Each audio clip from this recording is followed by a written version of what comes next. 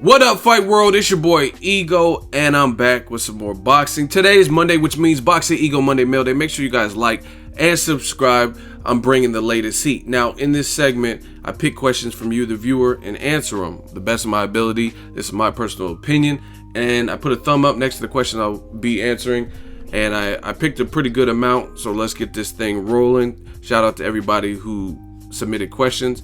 If I didn't get your question this week, try again next week or ask a new question. Let's get it. First question comes from 4Life1Deep1. Ego, why do you think the media, casuals, and fans are so obsessed with wanting to see a Floyd versus Conor fight? We know in results if they box, and we also know the same media, casuals, and fans will discredit and make excuses when Floyd gives him a boxing lesson.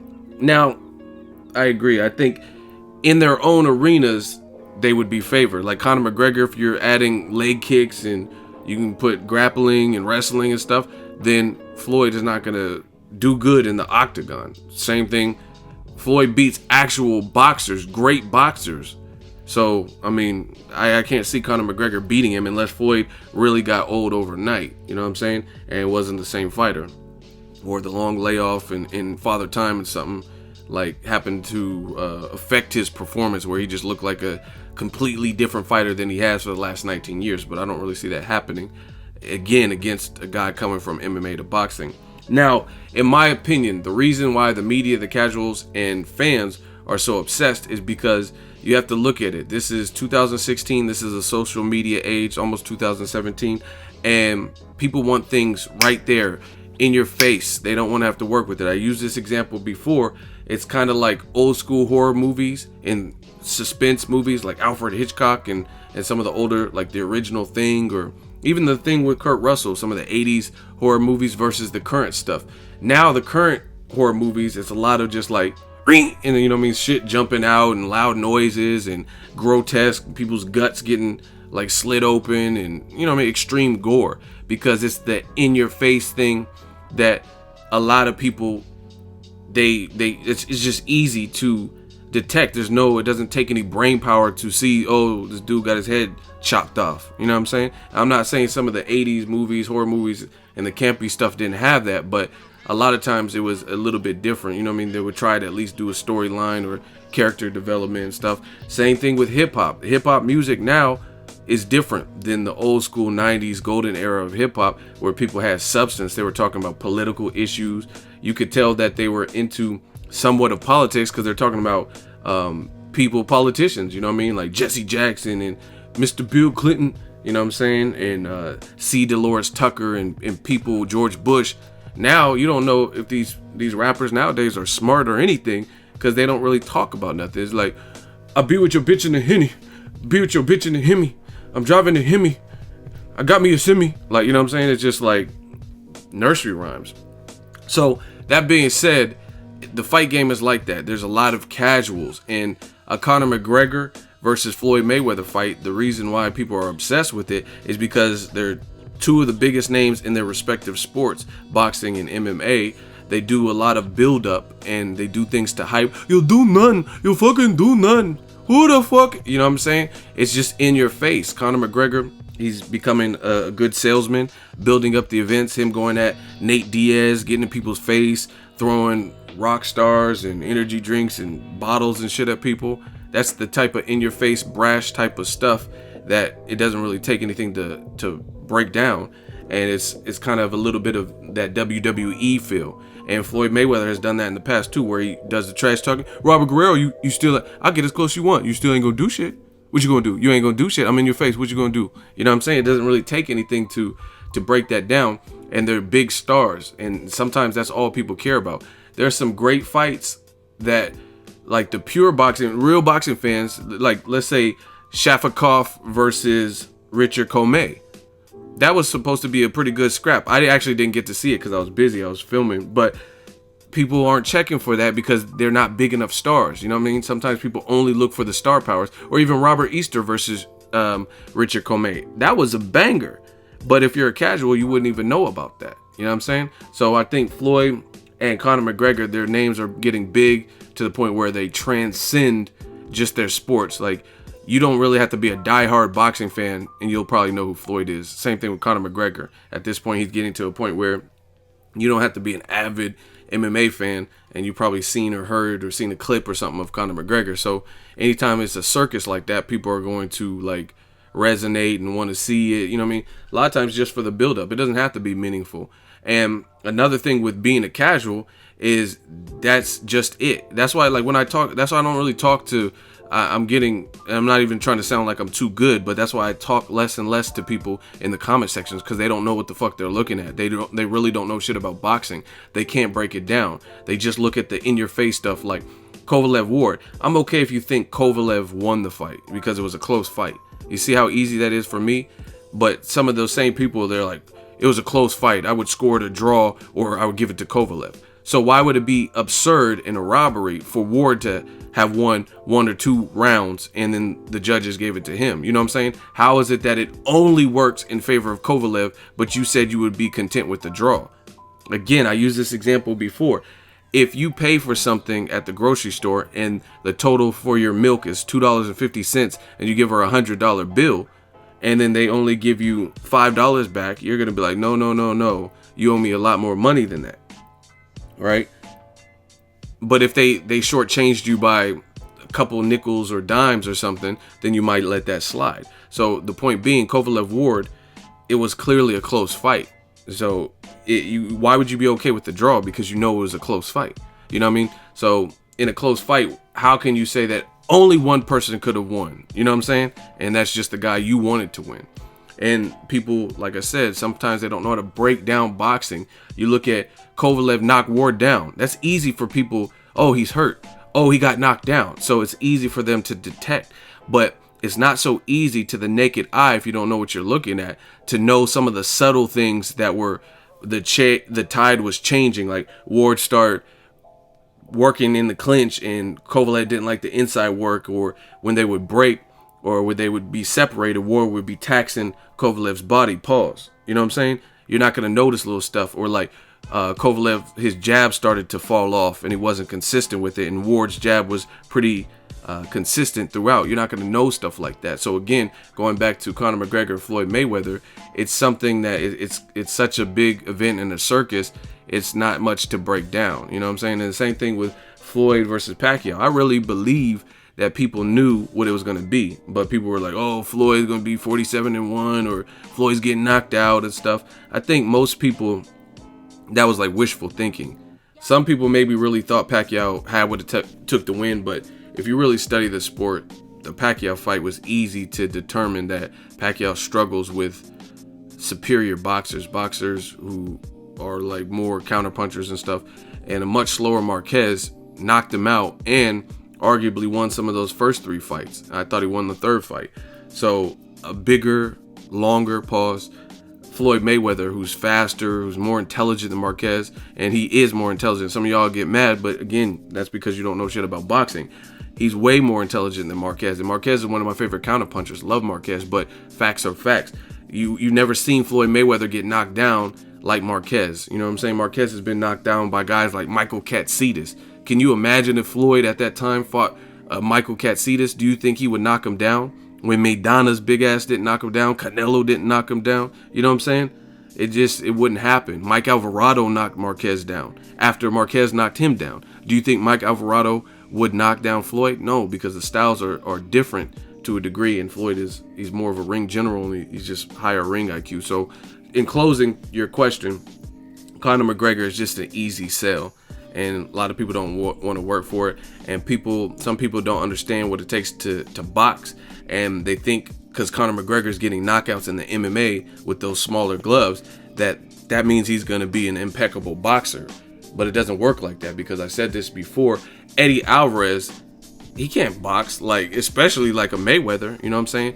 Mayweather's beating actual boxers that have been boxing their whole life.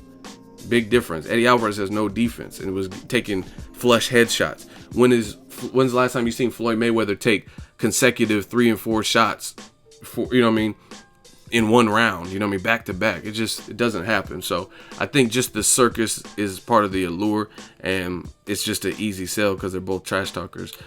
Hopefully I answered that. I kind of went in depth on that question. Let's get it.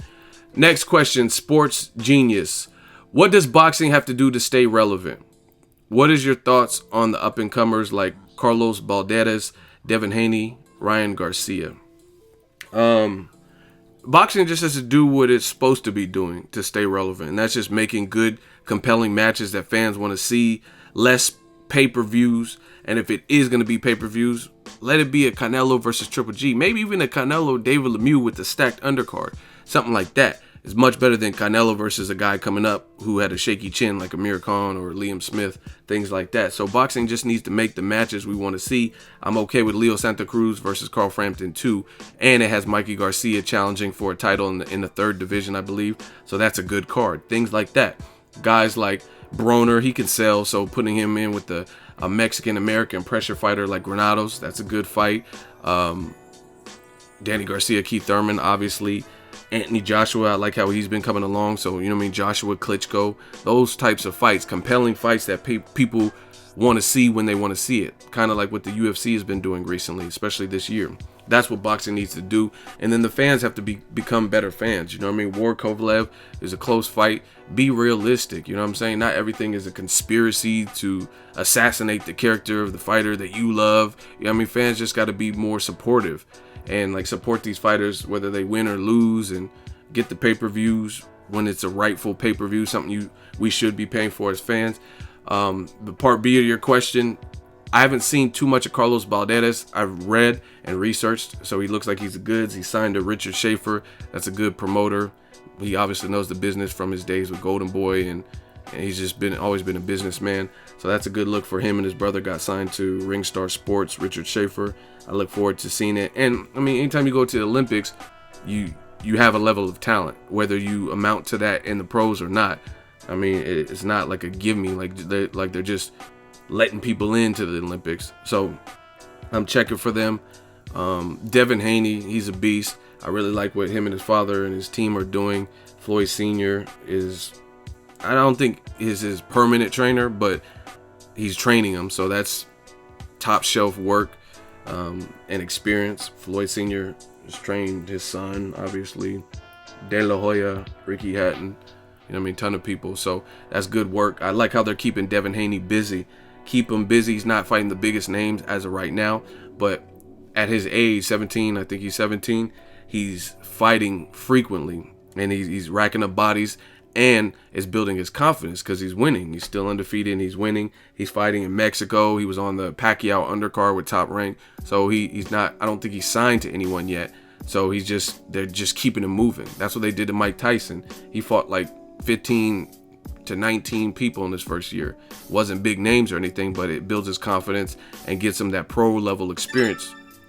Pro level experience is different than just sparring or amateur experience. So I really like that. I've had the pleasure of seeing Devin Haney out in Oakland sparring. He sparred with my dude, shout out to Samir McQueen, and they were going to war. It was a good, he didn't look his age. I'll put it that way. You know what I mean? Samir held his own. Devin Haney looked good, looked sharp. They were talking a little shit in there. You know what I'm saying? It was good sparring. I'm not gonna go too much off subject about what happened, but it was a good sparring, and the kid has talent. Ryan Garcia, I haven't seen enough of him to make a comment, but there's a lot of guys I'm checking for. I met Shakur Stevenson. He's a beast. Even though he got a silver medal instead of a gold, he still has talent. There's a lot of talented people. Check out my dude. I did interviews with him, Joey D. Spencer. A lot of great talent coming up. You know what I mean? The 16 to 18, 19-year-old range. So be on the lookout. And I'm going to do my best to try to give these guys exposure, because you guys need to follow them now. There's another dude out of Fresno. His name is Mark Castro. He's 17 years old. He has 2 gold medals in the Junior Olympics. He hopes to compete in the Japan 2020 Olympics. The kid's a beast. Gennady Golovkin shouted him out and other stuff. He's traveled to Russia, all over the world, like 13 national titles. I got to meet him officially. And there's a lot of future stars. Caleb Plant. I mean, I could do this all day because I'm checking to see who's the next thing. You know what I mean? Next big thing. And there's a lot of great fighters. So if you guys see them, if there's someone you want me to check for, drop that in the comment section. Next question, Motion Alex. Do you think Conor realizes that there's no way he can win a boxing match against Floyd? And to him, it all comes down to whether he is ready for the embarrassment of his life just to get that paycheck. Yeah, I mean, I think he probably realizes, either he realizes and he doesn't care because he's going to get 80 to $100 million, which he'll never, I'm not going to say never, but I haven't seen the UFC pay anything remotely close to that. Right? That's just a fact. Conor McGregor became the first UFC fighter, and it was in one of his recent fights, I think Nate Diaz, to get a guaranteed purse, guaranteed no win bonus of $1 million. Right?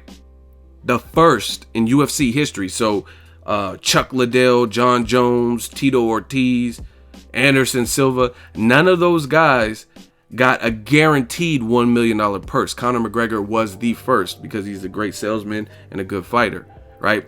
So honestly, I don't think he'll make anything like $100 million in the UFC. He's not getting those types of paychecks. And when we talk about guaranteed purses, Pacquiao got guaranteed $20 million despite the success or failure of Timothy Bradley 3 fight, $20 million. Floyd has multiple fights, Cotto, Robert Guerrero, Canelo Alvarez, Maidana, where he was getting $32 million guaranteed, despite his back end money. So it's a different ballgame. So honestly, Conor McGregor realizes if he makes that crossover fight with the biggest star in boxing, even in retirement, Floyd Mayweather, he's getting chipped out. So I don't think he really cares. Either that or it's just like everybody else. People think they can do this and that to Floyd, or I got power, or I'm a southpaw, and they think it's going to be easy work, and then they get in there with him, and then the way he's moving and giving you different looks is just not what you think. Robert Guerrero sounded very confident. He was like, I'm a southpaw and I'm bigger than Floyd and this and that. And then when he got in there, he got embarrassed. So I think fighters, Canelo thought he could outbox. That was stupid to me. Why would Canelo try to outbox? Canelo's a good fighter, but why would he try to outbox the masterclass boxer? Use your size advantage, use your power advantage, and he didn't do that. You know what I'm saying? Canelo actually has a good jab too. He's not always consistent with it, but his jab is good. So I think a lot of people get in there with Floyd thinking it's going to be one way, and you never know until you're actually in there. You know what I mean? You could be a great basketball player, but it's a difference going against prime Kobe Bryant or LeBron James one-on-one. You know what I'm saying? You might think you the shit because you running courts in LA or something at a local gym, but then you get in there with someone who's an expert or years of seasoning at the highest of levels. You know what I mean? LeBron, Kobe, and shit like that, Iverson, and it's not what you're thinking. Next question, James the Dolphin. Don't really know what that means as a name. I just think of you know, that dolphin noise. What's an all-time classic movie you could watch over and over again? Oh man, that's hard.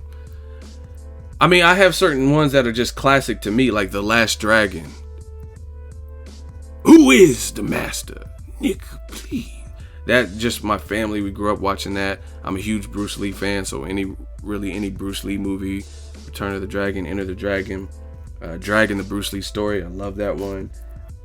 Pretty much all Van Damme movies, like The Bloodsport, Kickboxer, those are all-time classics.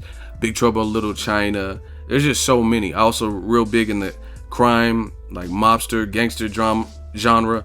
So New Jack City, Scarface, Casino, Goodfellas. True Romance is a very slept on one of my favorites. Pulp Fiction. I mean, I could do this all day, but those are just a sample. Fight Club, I love Fight Club. Brad Pitt in California. There's a ton of movies that I could watch on repeat or watch multiple times. And different fights or different, I'm still in boxing mode. Different movies have different meanings and different reasons, but a lot of classics. Next question, Andy Rosado. Who do you think is the most complete fighter right now besides Ward? I would say Terrence Crawford. He gives you just too many different looks, and he can switch his stance, and arguably is a better southpaw. He fights different ways for different people. He wanted to hurt Hank Lundy. He pushed him at the press conference, and there was some shit talking beforehand. Same thing with Deary Jean and his team and Crawford team. So he made those dog fights, but then he got in with a good boxer from the Ukraine boxing school, Victor Postal, who had a good jab, like I think the highest connect percentage or the highest jabs thrown or something in the division, who was taller than him, who was a good boxer, who had stopped Matisse. So he didn't fight like that. You know what I'm saying? He fought a more educated fight for that style. So I think Terrence Crawford, I think I would favor him to beat Pacquiao at this point. Not saying it's a walk in the park or nothing like that, but I think Crawford is probably the most complete fighter. I've seen him up against different styles, and he made me a believer. I've seen him live twice, covered his fights. So I would probably say Terrence Crawford from what I've seen in terms of complete. There's other good fighters, but there's also a lot more vulnerabilities, you know what I'm saying? Like Triple G's a good fighter, but I haven't seen him in there with a Gamboa in his division, you know what I mean? An Olympic gold medalist who was undefeated. Golovkin's fought undefeated guys, but it wasn't like a Gamboa. Gamboa has wins over Salido and is Olympic gold medalist. It's fast as hell, has power, you know what I'm saying? Dominic Wade to me is not that. You know what I mean? He was undefeated, but he had a close fight with Sam Solomon, who has probably 11, 12 losses, 41 to 44 years old, and he's coming off a bum knee injury where he was on a layoff after the Jermaine Taylor fight. So to me, I can't say Golovkin is the most complete. Plus the Kell Brook, I thought he got exposed in a certain way. Canelo, another good fighter, but we know what his vulnerability is. Guys that can implement movement and keep him honest, like with the jab and just good pure boxing. LARA, Mayweather, and even Khan, while he was successful, you know what I mean, the speed and stuff, and he was outboxing Canelo. So I would say Crawford, just in terms of, because I've seen him in with punchers like Ray Beltran has good power, longtime Pacquiao sparring partner, Gamboa athletic, slick, real cocky, undefeated fighter. He's fought a game veteran like Hank Lundy. He fought a good boxer in Victor Postal, who was bigger than him. You know what I'm saying? He's fighting more of a brawler, power guy that's taller than him, and John Molina. So I don't know. We'll see. But I would say Crawford. That's the name that comes to mind. Next question, Tanzim Ali. Why doesn't Troy get a promoter? He has got skills. This is not me. I mean, I'm just speaking on behalf of Troy from my perspective. And I think ultimately it's not as easy as it looks. You know what I mean? He is trying to network. He has a manager. Shout out to Louisa. And they're just trying to put things in order, you know what I mean? But it's a puzzle. You got to put the pieces where they line. Boxing is a lot of politics. I know stuff about fighters. I don't know what you guys think. Some people, oh, you don't have no sources, whatever. But I've talked to a lot of fighters, like fighters that you guys don't even know about, and conversations that have been had behind closed doors and stuff. I know a lot of dirt, what happened in sparring, who got rocked in sparring, whose promoter did this, and manager. There's people talk, you know what I'm saying? And me being a professional, it's not my place to air them out and talk about what I heard. I'm not no, you know what I mean? I'm not no drama king, and I'm not K Slay. I don't need to gossip. And people told me certain things in confidence, so I'm gonna respect that and let it be that. But it doesn't change the fact that I know of things. So boxing has a lot of politics, and you know what I mean? Troy he's just trying to get in the door. A lot of favoritism, a lot of who you know, and stuff like that. So it's not just, oh, you just pick up the phone and get a promoter. You know what I mean? People have to, it's like a lot of these promoters nowadays, just like record label A&Rs, they want the package already presented to them, like with a nice gift wrap and a bow. You know what I mean? Like, I'm a fighter, this is what I do, and you already have a buzz, and then they'll be like, oh, we'll promote you. You know what I'm saying? So you kind of have to, like rappers, like let's say Ludacris. Ludacris was selling albums independently before Def Jam. Like, he was selling out of his trunk, and he was doing good. He was a radio personality. He already made a buzz and was selling on the independent level. Same thing with like Master P. He was already doing that, and then they got signed. You know what I'm saying? To Priority Records or Def Jam or whatever it was. That's kind of how it is in boxing. Like, obviously, if you're an Olympic standout, then you're already making noise. So that's an easy sign. But if you don't have the amateur background, you know what I mean, it's kind of about who you know and getting the exposure. People and promoters, they want that package deal. They want to know, like, you know what I mean? No one's trying to take a loss, so they want to just know what the fighter brings and that it brings a fan base because it makes them easier to promote. They have to do less. You know what I mean? because a lot of times promoters focus on their stars, like their biggest stars.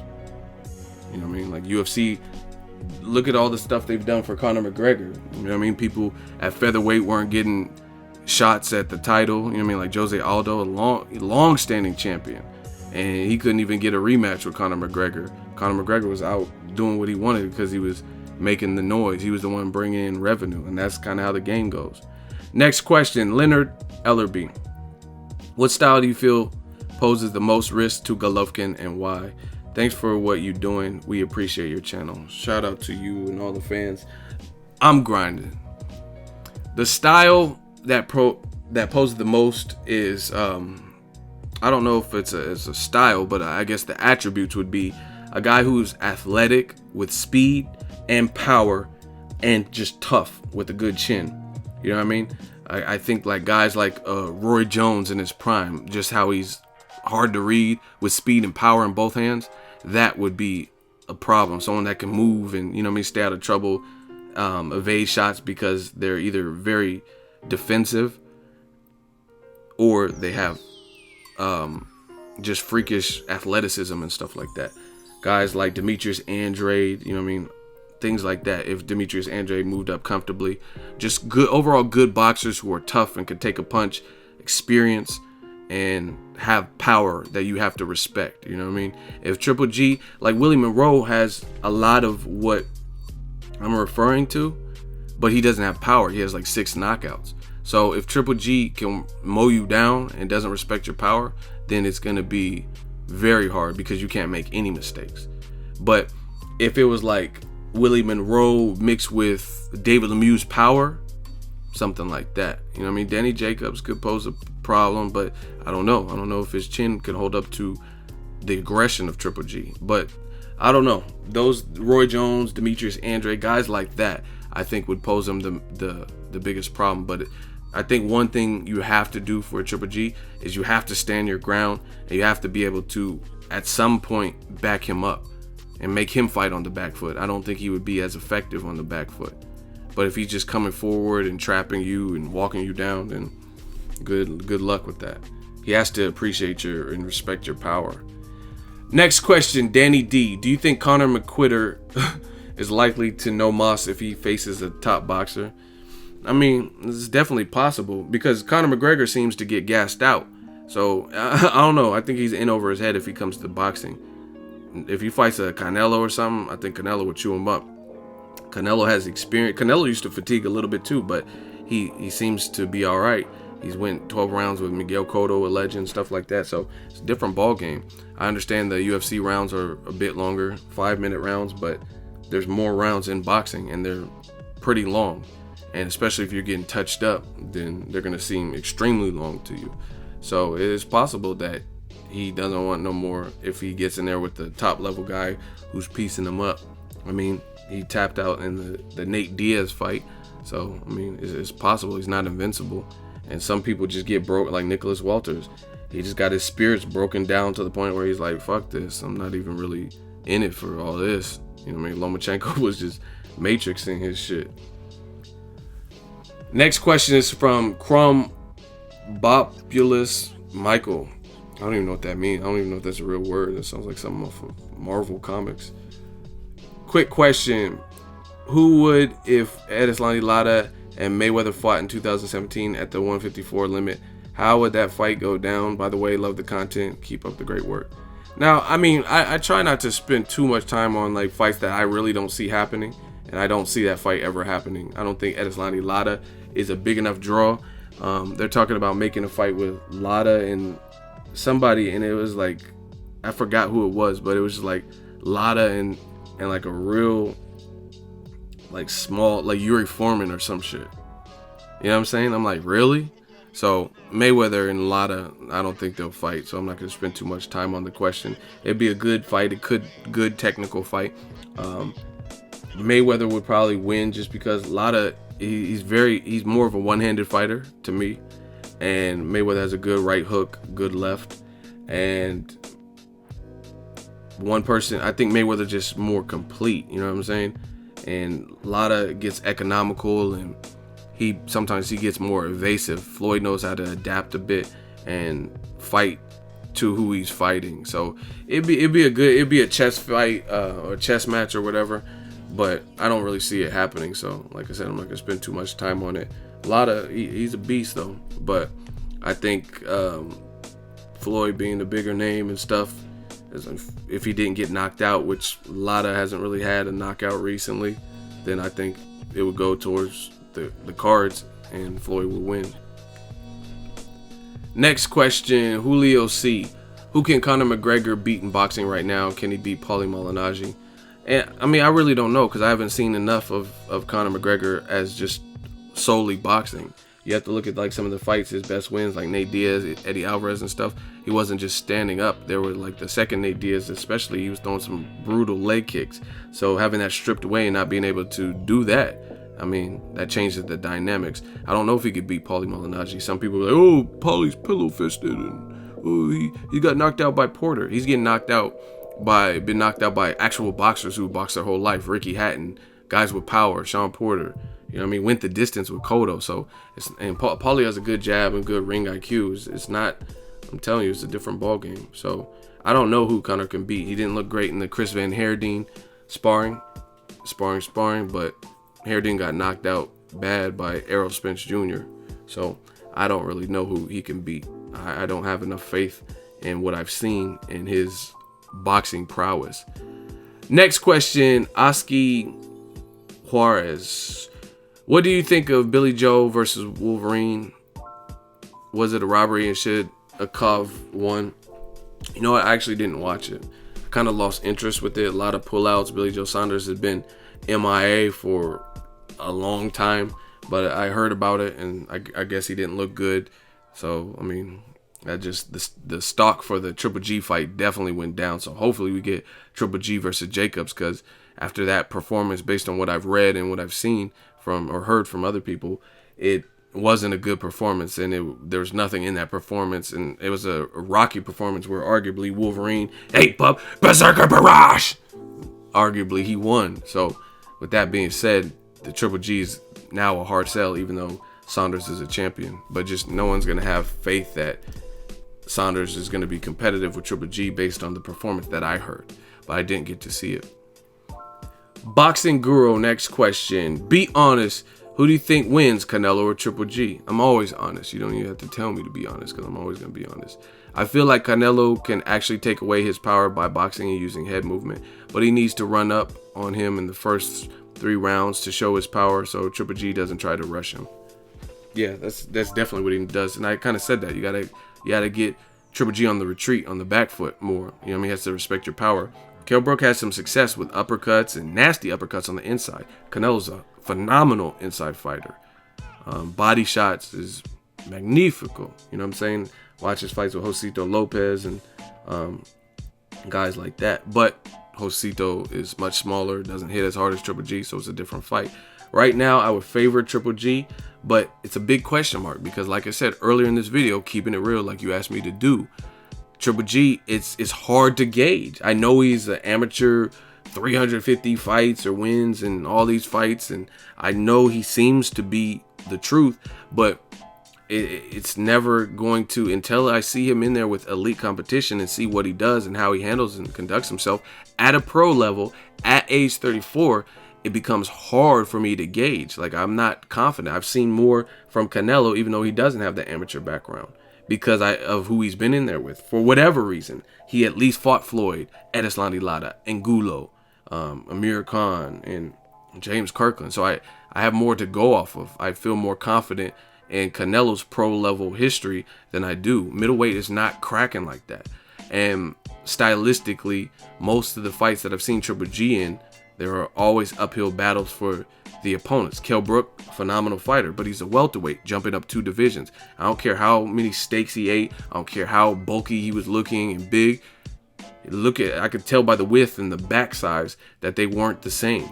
You know what I'm saying? Because it only works one way. You can eat up and gain a bunch of weight in a short period of time. You know what I'm saying? Just eat crazy and stuff like that, but you can't lose weight the same way once you get to a certain threshold without depleting and deteriorating your muscle. So my point being, Brook can eat up in bulk season, you know what I mean, like Mark Wahlberg did for the movie Pain and Gain. He can eat up and, you know what I mean, eat red meats and, you know what I mean, not be as stringent on his diet and gain weight to get to the 160 and be in shape and stuff like that, but that doesn't make him a true middleweight. But the same thing happens for the reversal. Does anyone honestly believe Golovkin would be able to go down to 147 and have fought Kell Brook? Kell Brook probably would have stopped him because Triple G, they say he's a small middleweight, but he's not that damn small where he can make middle or welterweight comfortably, in my opinion. So it only works one way. So it's hard. I would pick Triple G based on kind of what I've seen in the stylistic matchup. Canelo would be at the deficit moving up in weight, even though he's big. He hasn't taken a punch from the biggest puncher at middleweight. So because of Golovkin's aggression and style and how he's perfected it, how good he is at that, I would favor him at the moment, but that's subject to change. You know what I mean? Because the Kell Brook didn't make me confident in that pick, the Kell Brook fight, because he was getting hit with uppercuts. That's one of Canelo's best punches, other than his left hook and his body work. You know what I mean? So I'm not saying Canelo has no shot, because I do think that's why I want to see it.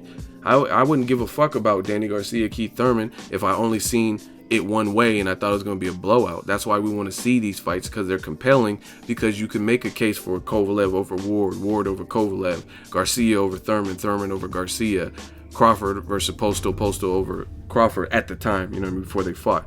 So that's just it. I want to see the fight. Right now I favor Triple G, but it's like walking a tightrope. I haven't seen enough adversity from Triple G where he's been in there with the person who had a real big threat of beating him, to the point where I would be, you know what I mean, bet my life savings on Triple G over Canelo. It's a good fight. Next question, Frederick Cotton. Who's Shawn Porter face in next year? I don't know for a fact, but I heard Andre Berto. That's a good fight. Porter coming off a disputed loss to some against Keith Thurman. So I think that's a good fight. See who wants it more. Stylistically, I think it'll be for an entertaining fight. Berto's already in shape. Shawn Porter stays in shape. It's a good fight. Rugged fight. Power. Both guys have that. And, you know what I mean? Speed.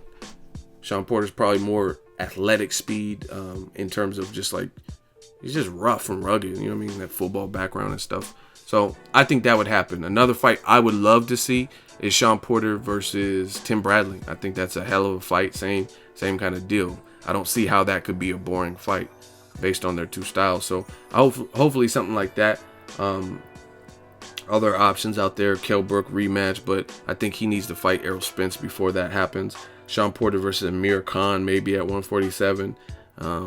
Some people would be like, oh, Amir Khan get knocked out, but I mean, maybe he can outbox Shawn Porter. Who knows? It's just Porter puts on a lot of nasty pressure, and I don't know. He's aggressive, and you've seen he took Thurman's best shots, even though Thurman got cracked. So difficult fight, but that's what I want to see from Shawn Porter. Maybe Berto, and then a guy like Tim Bradley.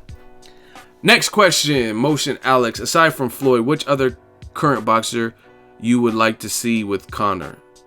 I mean, I don't really care. I don't know if Conor will have success. Floyd Mayweather is just a circus where it's a crossover. It'll be a big event. That's the only reason why I would even want to see it. I don't think he'll beat Floyd as a boxer. But other than that, just, I don't know, Conor versus Canelo, something like that. Someone who's at 154, around the weight he's fighting at. I don't know. I really don't know. Like I said earlier, I don't know who Conor could beat. I don't even know if he could beat James Kirkland. If James Kirkland got with Ann Wolfe and fought Conor McGregor, I don't know. Maybe he clips him. Maybe. I don't know. And since we are all understood that he'll get stopped anyways, I guess the question comes down to, what boxer do you want to see knocking the living shit out of Conor? Sleep time. Hashtag 5 more minutes, mom. Wow. Yeah, I don't know. But just really anybody who would be a stylistically good fight. I don't know how serious he is about this boxing thing, but good luck. Next question, Strokes Hunter. Why is Demetrius Andrade so underrated? Do you see him fighting against some of the top guys in his division in 2017? Yes. He had some promoter issues. He's back. I think he's underrated because he's had some setbacks in his career where he hasn't been fighting frequently. And boxing is a what have you done for me lately sport. So it's kind of out of sight, out of mind. Andrade, I think he most likely is the best at 154. I would favor him to beat probably everybody. Not saying they're easy fights or nothing, but he's that skilled.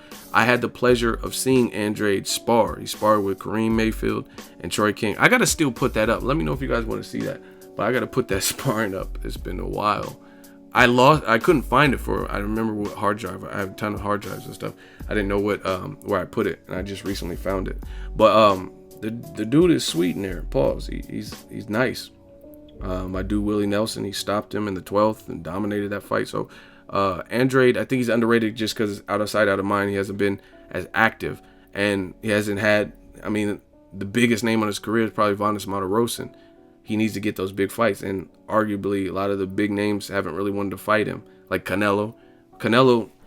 Fighting Canelo in the division, he's the guy that can change your life. You know what I mean? People will pay attention to you. You know what I mean? Just like fighting Conor McGregor in the UFC or fighting Floyd at 147.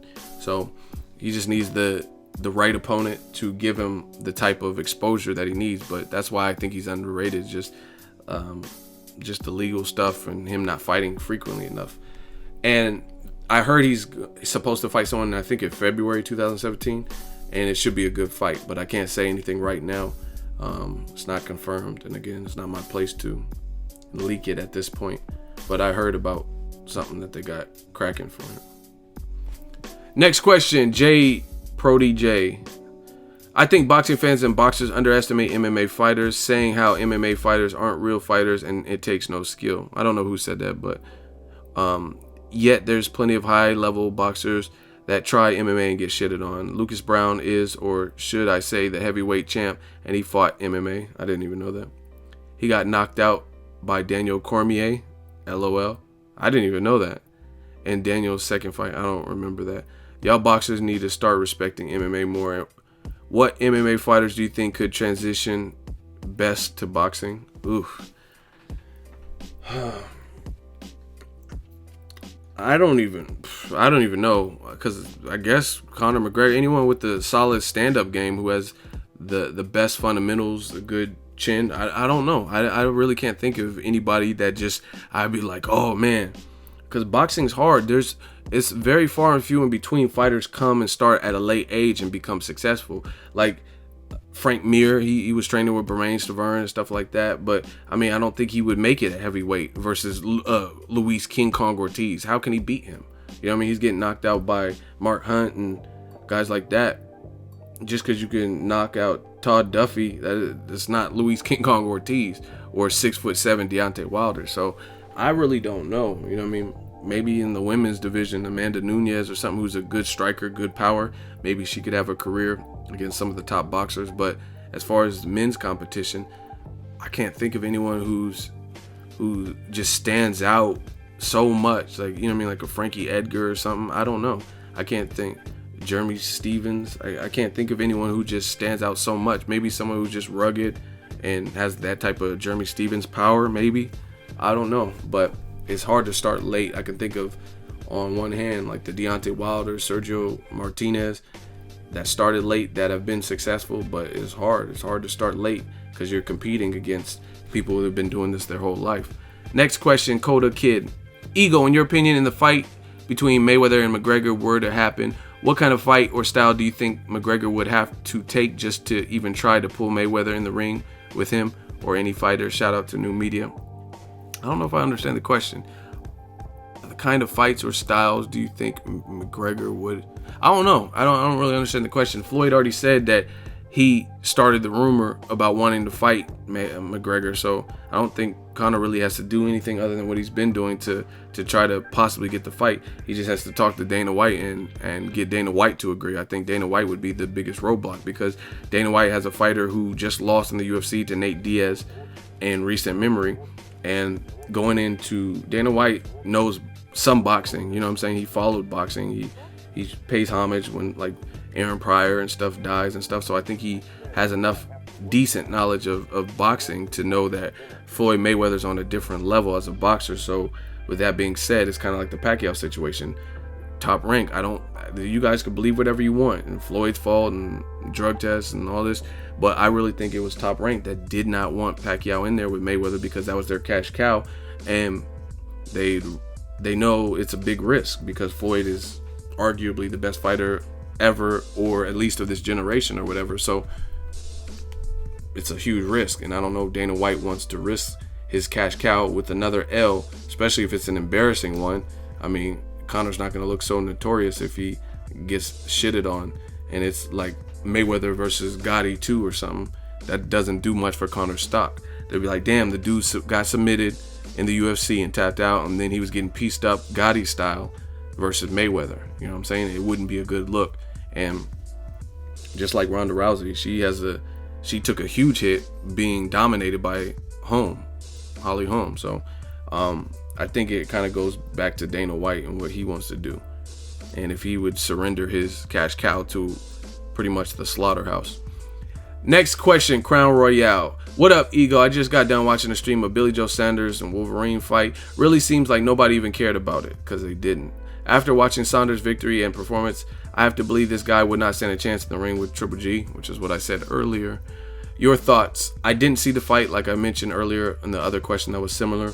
I didn't see it, so I can't tell it, but I seen pictures and shit, and just from the pictures, he looked gassed and out of shape. Like, you know what I'm saying? Looked like he was breathing heavy, just because he looked, you can tell in pictures sometimes when people look like they're getting worked or lethargic. Fight went the distance and it was scored 116, 113, blah, blah, blah.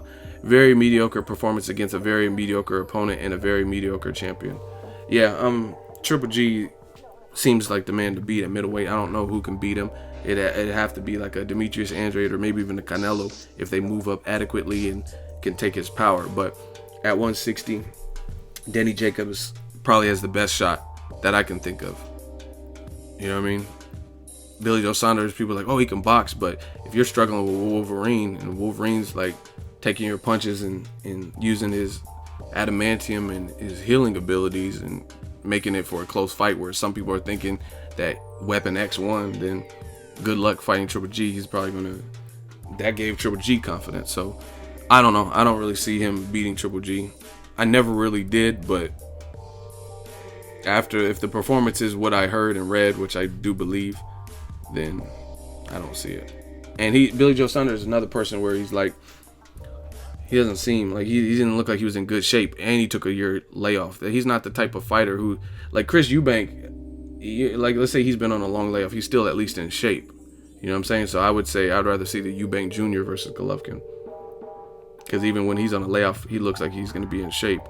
And Billy Joe Saunders doesn't have like the style to me where he could just take a long layoff and come back and look right. And that's why he hasn't fought since Andy Lee to Wolverine had injuries, and from what everyone's saying, he didn't look good. Next question, in the kill zone. With Mayweather retired, boxing pay-per-view numbers dying in the US, while UFC numbers seem to be consistently good. I think pay-per-view numbers have a lot to do with the build-up of the fight. Mayweather, much like Conor McGregor, was outspoken when it came to press conference. True. Thus creating more buzz surrounding the fight. Do you think Conor McGregor is the biggest star in fighting now? Probably, yeah. I mean, other than Floyd Mayweather, yeah, I would say Conor McGregor. His numbers seem to be higher than Canelo's. While Canelo is a star himself, he lacks the character that bother Mayweather and McGregor have. Plus, he doesn't speak English. Who will be the next pay-per-view star for boxing? Yeah, Conor's probably the biggest because, I mean, he has a different demographic. You know what I mean? Ireland, you can come out to support him from the UK. Plus, American fans are resonating with him. He speaks English. He has an entertaining fighting style. He's getting knockouts and he's talking trash. You'll do none. You know what I'm saying? So he's probably the biggest. Canelo is a big star too. Because Conor, I mean, in Canelo's defense, Conor's fighting the best available competition. You know what I mean? Pretty good names, champions, Jose Aldo and guys like Eddie Alvarez, and he's doing those numbers. Chad Mendez, a respected wrestler, he's doing those numbers. Canelo did decent numbers and had 51,000 people for Liam Smith. So you can't sleep on Canelo's star power either. You put Canelo and Triple G, people are going to talk about it. It's just, that's not what Golden Boy's doing with Canelo's career. So I think Canelo is probably the next biggest star. I think Broner might be able to transcend to the pay-per-view stardom if he fights like Pacquiao, but he would have to beat Pacquiao. You know what I mean? That would be a pay-per-view fight. Maybe Thurman Garcia winner. I don't really know. There's a lot of people that could possibly do it. DEVIN, HANEY, you know what I mean? Shakur Stevenson. It just depends. I'm not a soothsayer, so I don't really know, but that's just my 2 cents. Jack C 3D, hey Ego, realistically, why do people think Conor has no shot beating some known names in boxing such as MALIGNAGGI, Mayweather, and Canelo, etc.? How do you think Conor would do against Triple G if they fought? Conor will get slept by Triple G. But yeah, I mean, the reason being, I've kind of went over this, and I'm just gonna kind of paraphrase and wrap it up because a lot of questions are kind of similar. The reason being is because MMA is MMA, boxing is boxing. You look at the greatest basketball player of all time, in my opinion, Michael Jordan. What happened when he went over to baseball? He wasn't as good. You know what I'm saying? And that's just what it is. He's a great athlete, and he could maybe be better than somebody else who's never played baseball in their life, but he wasn't. His baseball skills were not that of his basketball skills, because they're two different sports, two different disciplines. You know what I mean? Two different sets of rules. Like, basketball is basketball. You go into overtime and whatnot, and then usually an outcome is rendered. Fucking baseball can go on and be in the 14th inning or something crazy if no one can hit. It's a different sport. You know what I mean? Just because boxing and UFC are fighting sports, it's a different set of rules, different types of referees. Like Big John doesn't referee like Steve Smoger. You know what I'm saying? It's just different. So it's hard to go in there. Like, again, if a boxer fought a guy who, like Cormier or somebody who's been wrestling and got pictures when they're 7 years old wrestling, and a boxer's on the mat with the wrestler, what you think is going to happen?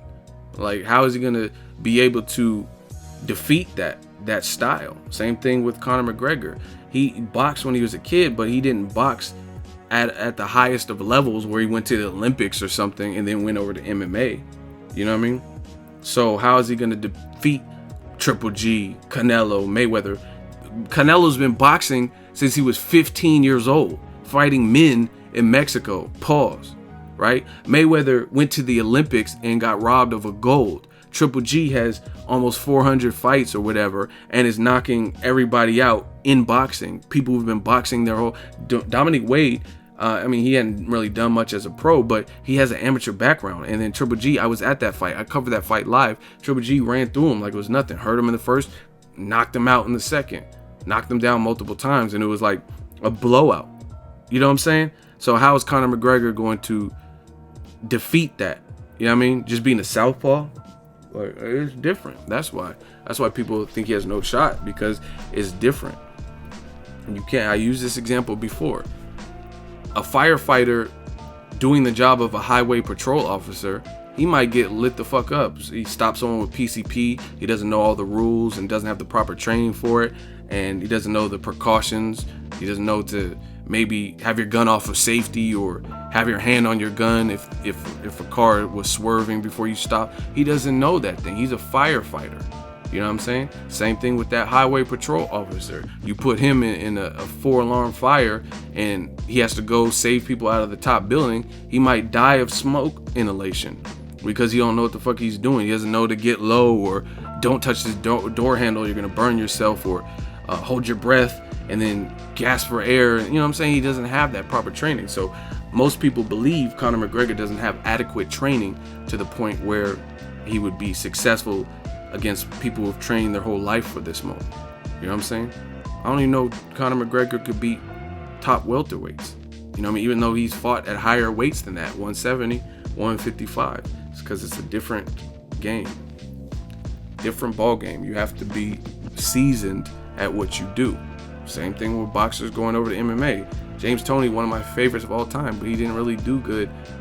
Ricardo Mayorga didn't really do nothing great. You never seen Ricardo Mayorga or James Toney become the elite names in MMA. Simple. That's why. Paulie G17 is the next question. What up, Ego? I'm a longtime subscriber. Love your channel, dude. Thank you. Here's my question. Do you, in your honest opinion, think that Mayweather versus McGregor fight will ever happen?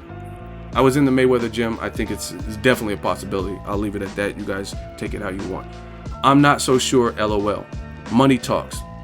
I'll leave it at that. And if it does, are we talking Conor sunny side up or just a healthy portion of garlic butter on a fresh baguette for that ass? Laughing my ass off. Pause. Damn, Troy King got y'all. Shout out to my dude, Troy King. Based on fatigue issues, and people are ignorant to the sport of boxing. They think they know pillow-fisted Floyd. He obviously is not that pillow-fisted if guys like Guerrero, who are bigger, Canelo, Maidana aren't just running through him. So sunny side up is definitely a possibility. Gotti too is definitely a possibility. So you might just get lemon like poured on him with some garlic butter, you know what I mean, and a side of fried rice. Possible. Next question, Danny D. Ego, the 154-pound division is a stacked division. However, it seems to not get as much attention as some of the other divisions. I think with the talent there, they could have a similar Super 6 type tournament, definitely, involving Lara, Andre, Jamal, and Jamel Charlo, J-Rock Williams, and Canelo. Who would you say being the favorite to coming out on top in the so-called fantasy tournament? I don't know. It's tough. I say Demetrius Andrade. I think he has the Olympic experience and stuff in the style. Southpaw. I met him. You know what I'm saying? The dude's 6'1". So I would favor him. But it's like the Jamie Foxx movie, Any Given Sunday. That could be an Any Given Saturday type of fight. Jamal versus J-Rock. We got that fight coming up this week. I got to see how they both look because that's a pick'em fight. You know what I mean? Lara beat Andrade in the amateurs, but he's a bit older. Andrade's learned since then, so could he beat him now? You know what I mean? And Canelo's a good fighter. He's pretty big. He has power, and he's learning, getting better every fight. He just has to fight that competition like Lara and Mayweather again, you know what I mean, the premier name. So it's really a lot of pick'em fights. So I would, if I had to just take a shot in the dark as of what I've seen right now, I would say an active Demetrius Andrade I would probably favor, but it's anyone's pick. It's kind of like there's some fights where it could be who wants it the most. You know what I mean? Like J-Rock Williams, he's a wild card. He can beat some of these guys. That's just my opinion. Next question, John Cotty. Do you think boxing will die and the UFC will take over in the near future? No. People have been saying that for the longest and it hasn't went anywhere. You know what I mean? As long as they keep building some fights, and I don't think any of these promoters they're going to learn sooner than later. Than they can't just force feed us with streaming and the Cody and Fire Sticks and all that. They're going to realize they can't just force feed us bullshit. You know what I mean? People's numbers are drastically dropping. You know what I mean? The Ward Kovalev wasn't great, so hopefully HBO gets the picture that they can't keep putting up all these unnecessary pay-per-views. You know what I mean? Canelo's numbers haven't been as good as they were with Mayweather since that, and that was because it was a good fight and people wanted to see it. Good undercard, Danny Garcia, Lucas Matisse. So as long as the promoter, I don't think they're in the business of losing money, so they're going to start having to match people tough like Garcia, Thurman. So I don't think boxing will go anywhere. Kell Brook versus Errol Spence. All these are great fights. Wilder and Joshua, what if they fight? Or Wilder versus Tyson Fury, if he gets his shit together, or Joshua Klitschko. So I don't think boxing's going anywhere if they make the right fights. And I think it'll come down to they have to make good fights because they want to make money. Next question, Easy Mate. Ego, love the content. Great content. Keep it up. Thank you. Cotto versus Marquez, thoughts? I mean, it's a decent fight. No one's really going to say that both are in their prime. If they can agree on the weight, 147 to probably 153-ish, anywhere in between that, I would definitely watch it. I'm a fan of both. But I don't know. It doesn't look like that. To me, I don't know. Cotto, he was a beast. 135 and stuff, he was a beast. But he doesn't seem hungry anymore to me. You know what I'm saying? Like, he took the whole year off and you don't really hear much about him. He's with Rock Nation. They're talking about him fighting James Kirkland on pay-per-view in 2017. I don't really want to see that. But Cotto Marquez is solid, just to see it. But I don't know. Marquez, same thing. I mean, he has a knee injury. He's been out for the longest. He hasn't fought since Mike Alvarado. Mike Alvarado got knocked out by Brandon Rios in the third fight. I covered that live, and has since been back. You know what I'm saying? And he got knocked out. Marquez won the fight and ain't been back since. So, I don't know. Maybe they'll retire. Maybe they'll fight. But I'll watch it. But I'm more interested in premier matches like Danny Garcia, Keith Thurman, Joshua versus the big names at heavyweight, stuff like that, then something like that, because both guys have been out for so long. Next question, Jose Granillo. What's up, Ego? I heard that Conor didn't apply for his boxing license in Nevada because he owes money to the state due to the press conference incident with Nate Diaz. That's the incident where he threw bottles, in case you guys didn't know. Also, do you think Conor is going to compete in California in a more local boxing promotion against other big names in the boxing like Porter, Tim Bradley, or even Nickel Brook? I feel the cut to 147 for McGregor would be too much at points. Do you agree? Yeah, I think him going back to featherweight or featherweight in the UFC is going to be harder for him, because you don't want to do that. He's about 30 years old, almost, or 30, and he moved up to 170 twice and then moved down to 155. So he was losing, from what I heard, he was losing like 27 to 32 pounds or so on the week of the fight. So that becomes harder and harder to do, especially when you had 2 fights at 170. So I don't know. I don't really know how serious this boxing thing is, so I don't want to spend too much time of it. But I don't think Conor McGregor's going to fight anyone in boxing unless it's going to bring him a shit ton of money. Mayweather, maybe a Canelo or Pacquiao or something like that. But if it's not going to bring, I don't see why he's going to give up his whole UFC career where he's actually like experienced to fight someone in boxing unless it's going to be worth his while. Next question, random commenter. What's up with Juan Baby Bull Diaz? Haven't heard from him. Don't know. I think he was supposed to fight Ray Beltran, maybe on the Crawford Molina card or a recent card, and he got injured or something, and I haven't heard anything from him since, so I don't really know what's going on. Next question, Oscar Diaz. Do you think a fight between Conor and Canelo is possible? Like I said, money talks, so it's definitely possible. Oscar De La Hoya was talking shit about Canelo would destroy and beat Conor McGregor's ass, so it's possible. They're both big enough stars where the fight could happen. And would Conor take it if he's given the right amount of money? I saw the video about De La Hoya talking about it. Yeah, money talks, so I think a fight like that could be made. But Conor, not McGregor, he's not going to come. I don't think he would even come for maybe Amir Khan, because I don't think Amir Khan, after being knocked out by Canelo brutally, I don't think his stock is where it would be, and I don't think that the interest would be there as much as a bigger name like Canelo with only one loss, never been stopped. Romello Brown is the next question. Ego, 2-part question, please. Do you think Walter's career can bounce back like Duran's did, not to compare legacy? Yeah, I mean, anything's possible in boxing. Pacquiao got brutally knocked out, face planted against Marquez in the 4th fight, and he bounced back. You know what I'm saying? So it's possible. And even before that, he got knocked out in the Philippines to a body shot and a headshot. He got knocked out and bounced back. So anything's possible. I've seen people come back strong. It's just really mentally how it affects him. He's getting a lot of ridicule and a lot of flack. So if he can't take that, if he's not built for that type of criticism, because he's been the man. He was undefeated. He was knocking out Donaire, knocked out Vic Darchinyan, better than Donaire and earlier than Donaire. So the tides have turned. Now he's the bad guy. You know what I mean? He's a guy who quit. He's being labeled Victor Ortiz 2.0 and all this. So if he's not mentally built strong, like he didn't show he was mentally built strong versus Lomachenko, so if that carries over to his attitude for coming back, then no, he's not going to bounce back the same like Duran. If you were a boxing promoter, how often would you have your guys fighting a year? Thanks, love, and appreciate your channel 100. Good question. I mean, it's going to vary from fighter to fighter, but ideally they should all be fighting at least 2 times a year, 2 to 3 times, maybe even 4, depending on it. That's like a Devin Haney. If you're just fighting middle of the road, kind of, you know what I mean, build him up, he could be fighting 4 to 8 times a year, something like that. So it just depends on how good they are and things like that. He's good enough where he can keep fighting frequently. He's young enough where he can keep fighting. So there's not one base answer I can give. It would depend on the talent level of the fighter, first of all. It would depend on their age, if they've been knocked out. So there's some variables, but I think most premier names, like good names, should fight at least 2 times a year. Guys like Cotto, I mean, there's really not really a reason where he's not like Canelo knocked him out. There's no reason why he shouldn't have fought this year. Lamont Peterson, I don't even know if he fought. I don't know if the Felix Diaz fight, I don't remember when that was, but it doesn't seem like we've seen him recently. So I mean, guys should be fighting 2 times a year unless they're injured or old or something.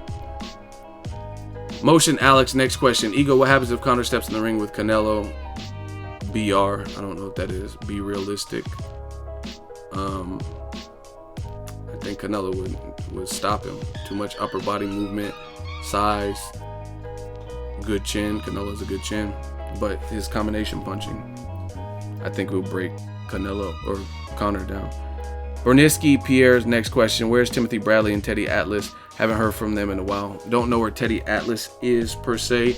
I just seen Bradley on Friday. He came out to the Top Rank card in Fresno. Talked to him briefly. Like, I pat him on the back, so I mean, he seemed pretty solid. He seemed like he was in good shape and stuff like that. He said he doesn't have anything right now. He doesn't have an actual fight lined up, but hopefully early in 2017. That's all he really said. So hopefully we get to see him back in the ring ASAP. He's a good fighter. Like I said, I would love to see him and Porter, even him and Amir Khan. That's a fight that was supposed to happen years ago, so I would even be okay with something like that. That's the fight Khan should take, because Bradley, he's a great boxer, but he's not the most powerful knockout artist at 147, and I don't think Khan, there's a lot of punchers at 147, and coming off of that Canelo knockout, which was severe, I don't think he wants to go in with a massive puncher, like, you know what I mean, get good punchers like Errol Spence and Kell Brook and Danny Garcia again right off the bat. So I think Bradley could be a fun, scrappy fight. Next question, Dynamic Duo 373. If Kell Brook goes on to beat Spence, should he unify the welterweight division with Garcia, Thurman, winner, or go up and fight Canelo or someone else at 154? In my opinion, stay in your division, unify. If you can make the weight, unify. Doesn't make sense to go up and fight Canelo. Canelo might even not be at 154. He might go to 160. So he should stop worrying about the big money fights. If these fighters do what they're supposed to be doing, then the money's gonna come. These fighters that are talking like they're Mayweather accomplished what Mayweather did is stupid. The money will come. Do what you're supposed to be doing, period. Next question, Johnny Football. Do you think Danny Jacobs can give Golovkin his hardest fight yet? It's definitely possible. He has the power to do it. He has an amateur background. He's been stopped, so he knows what it's like to lose. He's 6 foot, so he's actually taller than Golovkin. It's possible. Plus, I don't really think Golovkin has been in too many hard fights based on his level of opposition. Guys like Curtis Stevens and Lemieux, they have power, yes, but did they have heavy amateur backgrounds with crazy records, or were they taller than Golovkin? No, you know what I'm saying? So Jacobs could possibly give him his toughest fight for sure. I could see that. And the final question, 2415 Benji. Is Artur Beterbiev the next super fight for Andre Ward, or will Beterbiev people try to wait for Ward to take punishment, i.e. Sergey Kovalev rematch, Adonis Superman fight? Is Ward skilled enough to run the table Super 6 style against these hard-hitting 175-pound fighters? Oh, that's a good question. I don't think Beterbiev is a super fight. He hasn't fought nobody. He's a great fighter. He's demolishing guys, Campillo and people like that, but he hasn't fought anyone as a pro. He fought and beat Kovalev as an amateur. Kovalev disputes it, of course, but I mean, he has wins in the amateurs over guys like Kovalev, but it's not a super fight, because to me, a super fight, both people have to have a decent name, and Beterbiev, although he's very good and he's a big puncher and stuff, he doesn't have the fanfare. In fact, most people can't honestly say they've seen his last, and I know I can't even say this. I love boxing, I watch boxing, but he's been fighting on small bouts, you know what I'm saying? And I've seen a lot of his fights, but I can't honestly say I've seen the last 4 fights of his in a row. So I don't think it's a super fight. It's a good fight and challenging fight, but I don't think it's a super fight. Don't know the politics behind it, but Beterbiev is with the Heyman side and Ward is with Rock Nation. Jay-Z and Al Heyman, I don't really think they get along, so I don't know the likelihood of that fight happening, right? So I don't know. Don't think it's a super fight, but it's definitely a tough fight. Ward, I mean, he went the distance with arguably the biggest puncher in the division who can box, and Sergey Kovalev. So yeah, it's not easy work. Beterbiev and Adonis Stevenson, none of those are easy fights. Shabransky, I mean, these guys can crack. I think there's another puncher at 175 who's coming up. The one that Kovalev said is probably his biggest test at 175. I think he's from Russia. But anyway, there's a lot of difficult fights, so it's a little bit premature. He's only had a couple fights, but Ward definitely has the skill and the drive and the willpower to make it a top of the division. In this division too, it's just a matter of time. Again, he just went up against a heavy puncher who can box, and he went to the scorecards and won. So Yeah, Beterbiev, who knows? He has amateur experience, but does he have the pro level experience to beat him? Because just power doesn't always get it done. Kovalev actually did a lot of good things in there, and you have to look at every minute detail. Kovalev has long arms. Beterbiev just looks stocky and diesel, so I don't know if Beterbiev's arms are as long as Kovalev. Kovalev was doing some good counterpunching, like catching Ward in transition and stuff like that. So Kovalev did little feints and little subtle stuff, and has a certain demeanor and attitude, like when Ward was showboating and Kovalev popped him with a stiff-ass jab, like, bah! You know what I'm saying? Will Beterbiev do that? You know what I'm saying? So power is power, but you have to be able to hit on your target. So Kovalev fights a certain style, Beterbiev fights in a certain style. So all good fights, all challenging fights. It's just a little bit premature to tell. And again, you also have politics and stuff. And that wraps up Money Mail Day. I tried to get to a lot of questions. Let me know how you think I did. Make sure you guys subscribe and like, putting in work for you guys. Drop it in the comment section. Make sure you share the video, like the video. As always, hate, comment, and subscribe. Till next video, it's Ego signing off.